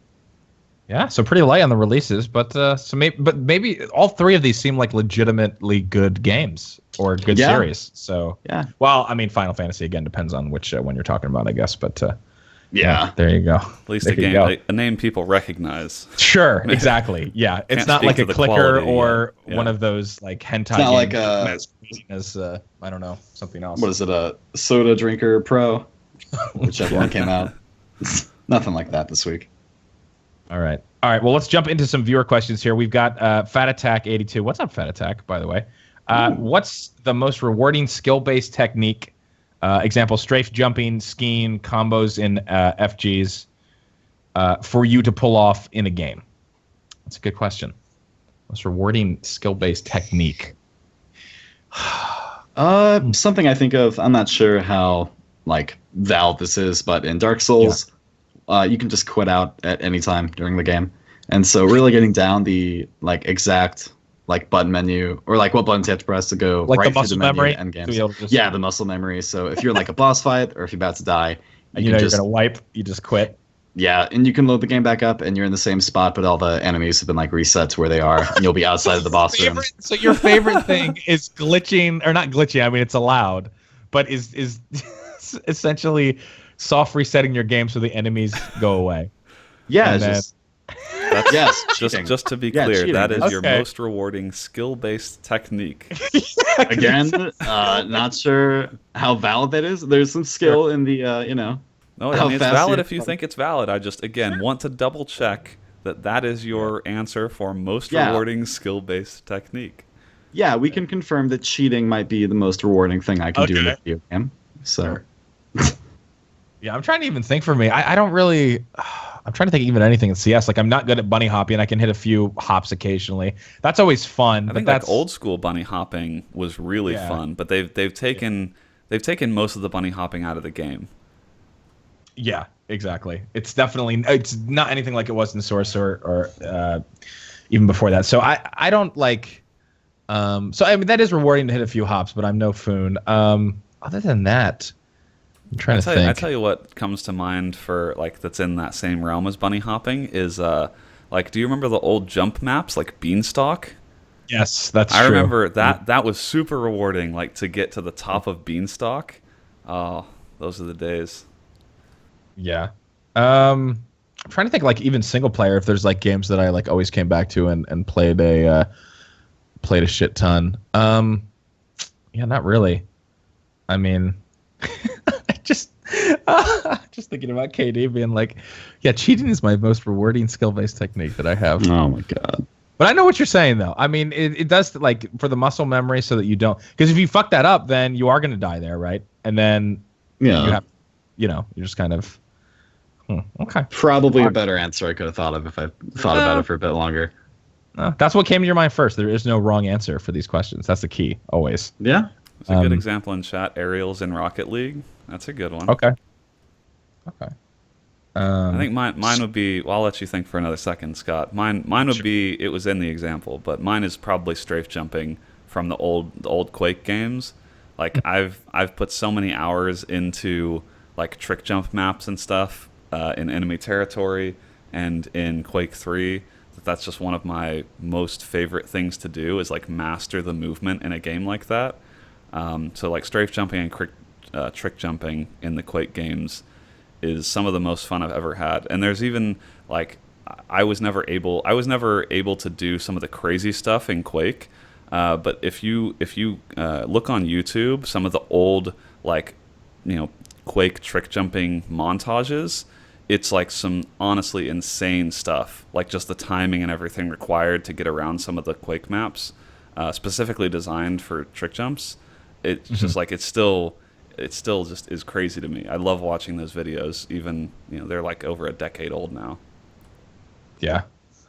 Quick scoping noobs with the intervention, Tim. That is a good one though. Honestly, man, a nice little quick scope run, dude. Yeah, absolutely agree with that. Another one, spray control in CS is real satisfying. Agreed. Even across like Source doesn't really count because there was really no recoil, but like in 1.6, a cross map Deagle headshot or something. Man. Yeah, that's true. That's always really satisfying. Feeling. Spray transfers in CS are really satisfying. Definitely some good answers there. All right, we will move on here. Good question though by Fed Attack.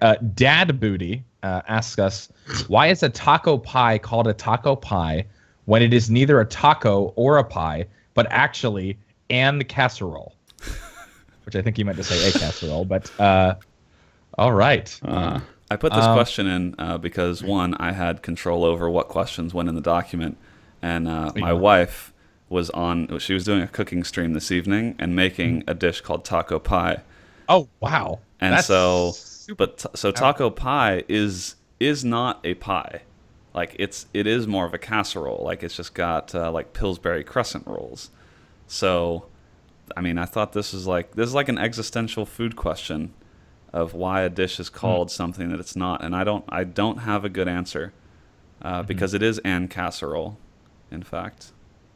So I was wondering. Yeah, so I don't even know if I have had taco pie before, but it's not something that I eat with much frequency. But yeah, it's definitely casserole. I mean, I don't know. There's a lot of things that are named seem like for some reason totally incorrectly. I think taco casserole sounds way worse though, or less appetizing than taco pie. I feel like when you say taco pie, you kind of understand what it means. It's like, oh, it's got kind of the ingredients, right? Like probably some taco meat and maybe like things you would expect to find in a taco, but it's in kind of a it's in either a pie dish or like a cake dish or something. I think it gets the point across. Casserole is a long word. That's true. Exactly. Yeah, that could also be why. Just nice two short words: taco pie, taco casserole. Yeah, it rolls off the tongue nicely. Yes. Okay. All right. So Shocky Walkie asks us, what is your earliest vacation memory? Specific, not just a place, but like an event such as the nasty ass feeling of sandy hair. Clearly that is Shocky Walkie's first vacation memory is nasty ass sandy hair. All right. Wow. We're going deep. We're trying to plunge the recesses of our memories here. Wow. I should have brought lube. Someone should have brought lube for this. I wasn't ready. I don't know. I remember we used to go to my family used to go to this place. I don't know if it was yearly. Sandy Cove, which was like a Christian retreat center. I think in New Jersey. And I honestly, some of my earliest memories are being in like the stuff for the kids during that time, because basically it was for the parents, and they would go to they would hear like speakers and stuff like that, and then they would just shuttle the kids off, like it was just like daycare during the day. And I just remember like always there just being so many cunts that I had to deal with as a young kid, and I just always remember hating going to, like, it was fun to go to the beach, but like it was when we had to go to the kid activities, and like they would just put you in like a hot gym. It was like a really old kind of like there was some nice areas, but like there was just this old gym, and they just be like, "Hey, play for 4 hours. Play for 4 hours in the sun instead of going to the beach while your parents are over doing that." And I always hated it. So that was one of my earliest vacation memories. Pretty depressing. But I was like, question has already paid off for me. Oh God, yes. Kristen Kuntz. Sorry. I mean, at the time I didn't think probably like that. I probably was like, wow, these kids are really fucking annoying. No, I wouldn't have even known the word fuck even. These kids are really cramping my style, I probably would have thought. Really frickin' annoying. Really frickin' annoying. And I remember there was one dude there. This is actually really bringing back memories. But there was one dude there who actually helped out with the kid stuff. I think it was like volunteer, and his name was Jason. And I like idolized this dude. He was like a good-looking, athletic, like jock kind of. I mean, I was really young at the time.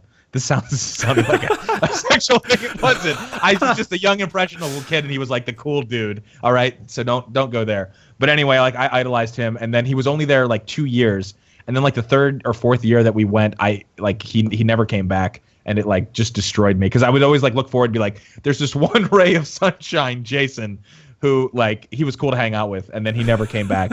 And so this is like if this is like I don't know if I can post on like Misconnections or something on Jason, if you're out there. He's probably like 45 at this point with children. If you ever want to meet up, dude, remember Scott Fisher from Sandy Cove? I feel like, at least you do have enough details that I feel like if he saw that misconnection, he would know who you were. He probably would. He probably would. He would. We used to play We used to play table tennis against each other quite a bit. Yeah, Jason. Wow, really. We choked up. KD, what about you? Do you have any vacation memories, or what's your earliest? I'm trying to think here. Nothing really eventful. Just no, not really. Did your family like go on vacation like every year, or was it just like random if you would go on vacation like during the summers or? We used to, when I was a lot younger, we used to like go not really far. Like maybe we'd go to like Chicago just to, like not very far, just like go to like an amusement park, I guess. It was nothing really eventful, but not very much recently. Okay. All right. What about you, Brandon? You got any early vacation memories? The early ones I can remember are like we would usually take a beach trip each year because we lived in South Texas, so we could drive 3 hours and we were at the beach.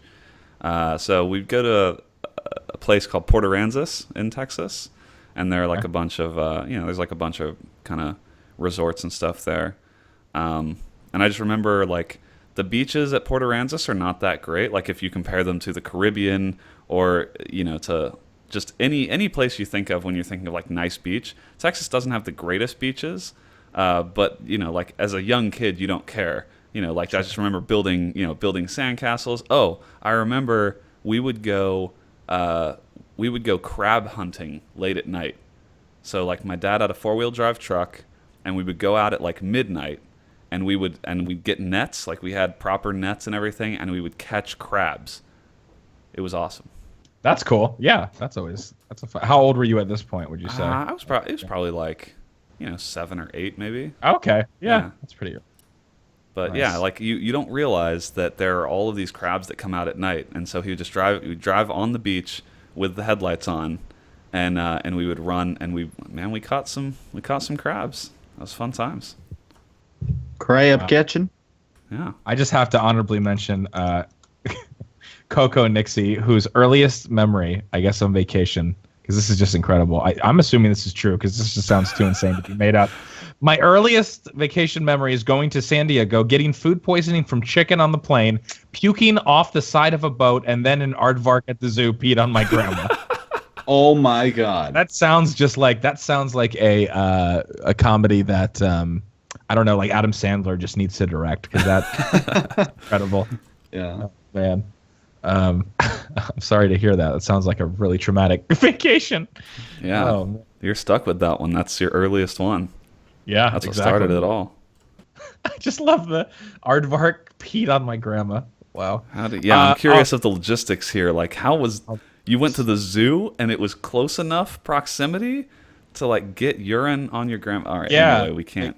Anyway, let's not dive too deep. Yeah, that should be a Rob Schneider comedy rated PG-13. God damn it. All right, we've finally got one more in email. R. Walski, who's no stranger to this cast, has some questions and some other gems. I think, did he have a review? Did Walski have a review? No, he's had some emails that have been fantastic consistently.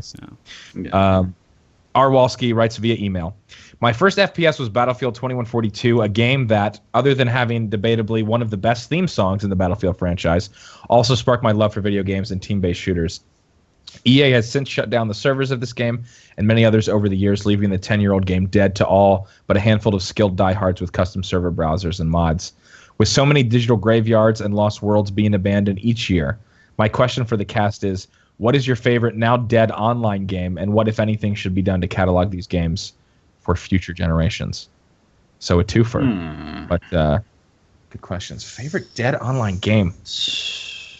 Honestly, I would have to say I enjoyed this was long ago. I haven't played too many online or old online games, but Crysis 2 had a pretty solid multiplayer that I enjoyed, and they really shut that down.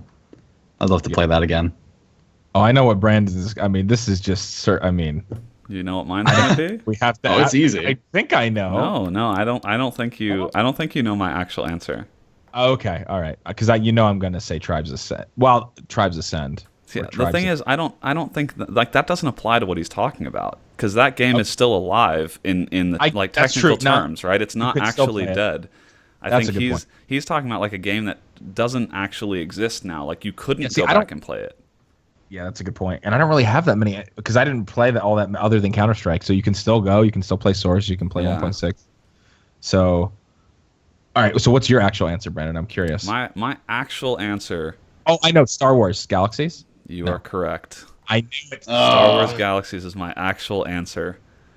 Fundamentally, I actually was just the other night reading an article about Star Wars Galaxies because there's a mod, like a team, the project called SWG Emu, and it's like an emulator for Star Wars Galaxies right before the update that like tanked the game, and I've actually played it, and the server has like 1,000+ people on it sometimes, but it's not the same, you know. It's because like it's just the community at that time. You'll never get it back.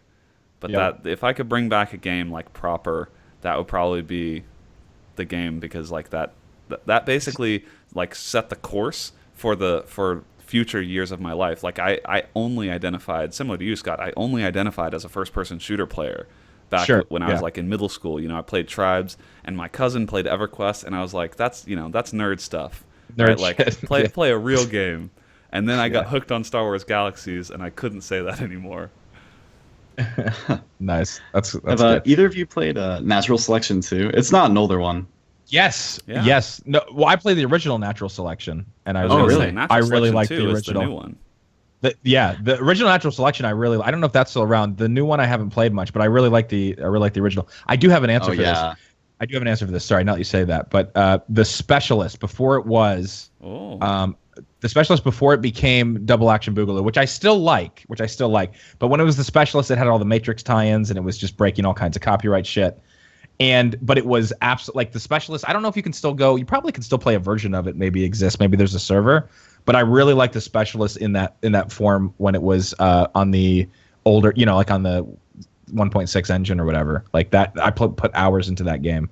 And I don't know, maybe I could find it again. And Double Action Boogaloo is like decent, but that's a game that I definitely miss and enjoyed playing. Sorry, 'cause you were saying Natural Selection 2 though. Is that gone? Because that was the newer one. Yeah, it's not. Let me see. I'm gonna pull up the store here, the store page here. Natural Selection 2 came out like a few years ago. That still exists. Yeah, it came out. No, it does, but it's really not that populated. Like it's dead. You are missing the point. You're too young to be able to answer this question. That is what I've determined. Okay. What is, if it's a dead multiplayer game, then doesn't still count? Like you could log on and show someone what Natural Selection 2 is. But like you cannot, if they take down the servers, like for instance, I don't think I could show someone Original Tribes, because I don't think there's still a master server up for that. Like that's the idea, is that you literally couldn't show. It's not like dead communities though. It's like you actually physically can't play the game if you wanted to. Like you can't log onto the server. So because like when you think about like 10, 20 years from now, if you wanted to show your child a game that you loved playing, but there's no server anymore, like and the game literally doesn't exist in a place you can actually play it. I think that's what he means. That like there's no preservation. This is actually, I think, kind of a hot topic, with with more and more servers requiring online connections or games requiring online connections. That like, what about when the server goes down because they're not keeping the game up anymore, and then you literally can't play that game? Yeah, I gotcha. Yeah, I guess I'm just too young for this question. So no, but this brings up another thing though, and I think this is because as we are age, like bringing back to, you're talking about like, yeah, you know, like even if Galaxies came back, it could never be the same because the community at the time was the best. And this is the thing that I see like all the time, right? When you look at Doom coming back or anything else trying to recreate the mystique of a game when it was coming up, like people are like, man, WoW's nothing like it used to be. And it's, you know, I'm sure it's true. But the thing is, everybody was at different times in their lives when people and have different impacts. And I feel like currently, in the current gaming space with people that are a little bit older, it's constantly, and we do this in life with this is going to go a little bit deeper than just gaming, but in life, our whole lives are spent trying to recreate moments, right? Like that when we felt like everything was the best or whatever else, or like remember that and remember this when we were younger, all this shit. The same thing happens with games. And I feel like when you're talking about Star Wars Galaxies, or even with that server stuff, you guys talked about it last week with, you know, Blizzard shutting down like that server that had, I don't know, like 150,000 active players on like the old vanilla WoW.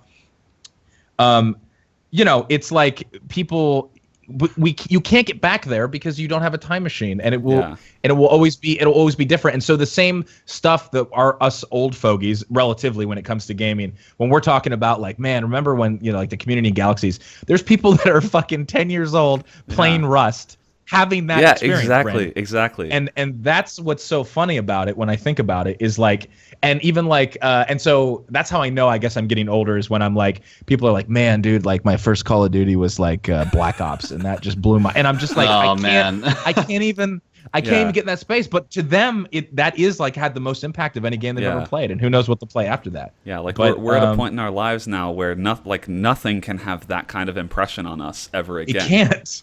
We're too jaded now. Not to say that there aren't good experiences and stuff like that, but we're past that point of having that like childlike wonder or being able to have something blow our mind. And I feel like, and even like with development, you see like people are like, well, all these gamers that loved like Doom, right? They're clamoring for another Doom. Let's I guess try to bring it back and do something. And no matter what happens, there's nothing that they can do to get that feeling. So I'm not saying that's ever going to stop like all these kind of, and it's the same thing with movies, right? Like in the superhero side. Anyway, it just happens all over the place. I think the difference though is that like you can go back and rewatch a movie from your childhood because it just exists in that exact way, space, as it is. You maybe can't feel the same way that you did back then, but you can recreate it exactly as you experienced it at the time. And games feel like very unique compared to movies or books or other types of art, because so much of it, like with Galaxies and WoW and Tribes and Counter-Strike, so much of it is like a product of the time you were in and the way it affected you during that time, that you literally can't ever get that back because you have to describe all of this context that just doesn't exist today. Yeah, exactly. It doesn't. And, must suck, huh? Yeah, fucking KD, the young buck. Yeah. But that's what when I was mentioning, like, you know, they're the like kids that can stay up all night and watch DreamHack. It's like, you know, there are people that those are the memories they have with their friends of like watching Ninjas in Pajamas win DreamHack. That will have an impression on someone. And it's like, yeah, that's like a thing that happens every weekend for us, and we just kind of tune in and it's like whatever. Right. But that's actually like that sort of thing is having a real effect on someone growing up now. It's crazy to think about. Absolutely. Yeah, exactly. Like that's what I was just thinking about. Just hit me in a wave of also making me feel super old that I can't really have those experiences anymore. Oh, it's okay. You know what? One day I'll hopefully have children maybe, and then I can live vicariously through them and make them try to enjoy all the things that I enjoyed and be like, are you enjoying it like I enjoyed it when I was 10? And they're like, Dad, I don't want to play Counter-Strike. I'm a COD guy. I don't want to be like, you get out of my house, leave. That's how it's going to go. There's actually a good point in chat that like it's actually really neat now that it's so easy to record or stream yourself playing a game that like you actually maybe can in some ways go back and get some of that feeling, but it's still not the same, right? Like you can't show your kid 20 years from now this thing that you loved and have them actually like walk around in it. You can just show them kind of an example of what it looked like. Yeah, exactly. All right. Yeah, So getting all nostalgic. yeah, I know. I'm just thinking about it too. Yeah, same thing. But it's right, like you were talking about. Not to belabor this, but like, yeah, it's all like there's so many tons of factors that contributed to why that experience that you had was so important, and all that context. It's like you can never recreate that. Though I will say there are occasions where I'll load up a game in my Steam library or something else, or I'll play something on console at somebody's house, and I'll get that brief. It's like chasing the dragon, Brandon. I'll get the brief hit of it where I'm like, oh my god, like I remember how much this blew my mind. Except most of the time now when I go back and do it, I go, oh my god, I thought this was mind blowing, and it was at the time. And I'm like, even like I played the original Driver, and I was like, oh my god, I can see every pixel. I know we've had this conversation so before, but yeah, the original Driver is one of those games where it's like that. You have to remember, like there was a time that Grand Theft Auto in its current 3D incarnation did not exist. I know. Go back and play Driver and tell me that like you cannot recreate the feeling we had, because that game by today's standards is objectively awful. Is absolutely awful and just so ugly. And yeah, it was actually like it was so painful to me. I only made it like 5 minutes, and I was like, I can't, because I would basically what I'd be doing is destroying the good memories I had with the context I have now, and I'm like, I can't do that. Yeah, you have to be careful. You have to be careful not to wreck the good memories by like going back and seeing it without the rose-colored glasses on and being like, you know what, it just needs to live in the past. It needs to occupy that time in your life. It does. And and Driver spelled with a 3. They were so edgy at the time. They really spelled it with a 3. God damn it. All right. So moving on, we have to talk. Well, we got the podcast reviews, and we had 2 stellar reviews this week, Brandon. We did have a third review that I was like a little. It was hard for me to tell what the review was. Like I was actually maybe worried that it was some sort of kind of secret implicit message. So for the safety of our listeners, I didn't feature that one. Right. Okay. Gotcha. But we have two reviews. We didn't have any last week. I think maybe we had some late submissions. And again, iTunes just makes reviews public whenever it pleases. So we had a few reviews this week. So thank you for sending in those reviews. If you're new to this section of the cast, we like to feature one or more reviews each week. The only rule that you have to do is you need to give us 5 stars in order for us to read it. We go over this every week, but like if you're gonna rate it, like give us 5 stars, or just don't rate it if you don't think it's 5 stars. Or if you hate the cast, rate it 5 stars, but then just put in the comments like I hate the cast. That's exactly. Fine. That's completely. We'll get the message in the text form of it. So. And this is something we've started doing recently within the last month, where if there are enough good reviews, we'll read 2 or 3. We'll do it if the reviews are good enough. Again, Brandon is the gatekeeper, but the bar is ever changing, and so if you like, there are times that we will do more than one review, but you have to make sure that you are like better than other reviews that particular week. Like the bar is set very high. Exactly. All right, so God, this is gonna both of these look amazing. All right, so this first review is titled "Thank KBMOD," and oh Jesus Christ, it is by Park Me Dong. That is spelled PARK space MI space DONG. Park Me Dong. Mr. Dong. Mr. Dong. Okay. Hello, KBMOD. I am watcher from North Korea. To access to internet, I have give some tribute to Kim. Every week I work hard to get upvote on Reddit on Kim Reddit account Kim Jong memes. Oh, Jesus. Since North Korea is third world memer, at first I start with Trollface and all your base belong to us. Oh my God. I get no upvote really because they old memes. But I start watch KBMOD podcast with funny people like Brandron, Applefish, KDZen 8, and Hutch YouTube guys. You guys very good memers. Now I meme first world like USA. And now I get upvote very much. Thank KBMOD. I am so good memer now. I am sub leader, and I am develop WMDs, weapons of meme distribution.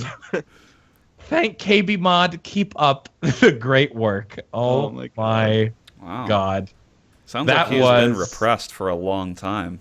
Absolutely. Yeah. But the fact that we're able to, so he started listening to this cast and his memes got better, dude. And he's now in charge of a program. Like, yeah, I mean, it sounds like they promoted him to be the leader of his subreddit, which is pretty impressive.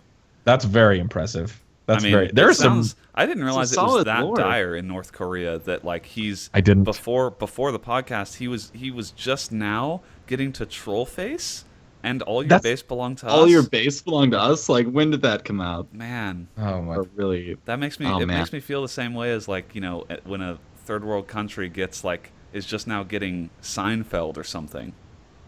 Yeah, exactly. Yeah, it's all super delayed. Yeah. Oh yeah. I love the lore behind this question. The lore. I hope you can hear more from Park Me Dong, because that's. I mean. Oh yeah. I hope he doesn't get executed for like breaking. Yeah, I'm honestly surprised that that you're even able to access KBMOD from North Korea. That's a surprise. And not some representative like bringing his review on. Barndoor. KDZen. Now I meme like first world USA. I just love thinking about him like he has to get an upvote on Reddit or he will most likely be executed. Exactly, like that whole thing.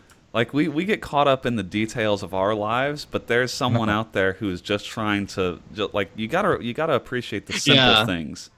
You have to put your problems in perspective. There's someone out there working hard to stay alive and get good memes. Kim Jong memes. Oh, so good. All right. Well, thank you, Park Me Dong, and I'm so happy that we've been able to help you out and hopefully keep you happy and as successful and successful as you can be in North Korea, considering the circumstances. I mean, just when we think that our memes aren't going to good use, we get a review like this, and it really does kind of refresh the passion. It does, absolutely. Yes, you are the reason we do what we do, Park Me Dong. Thank you so much. All right, so final and last review here. The title is Sponsorship Request, and it has been submitted by Ophelia Heine. Yeah. The Heine family. Okay. The Heine family, yes. Okay, and let's get into the bread and butter of this. Hello, Connor I here, or I don't know if it's Connor. I think he gave away his true identity in the first line. Yeah.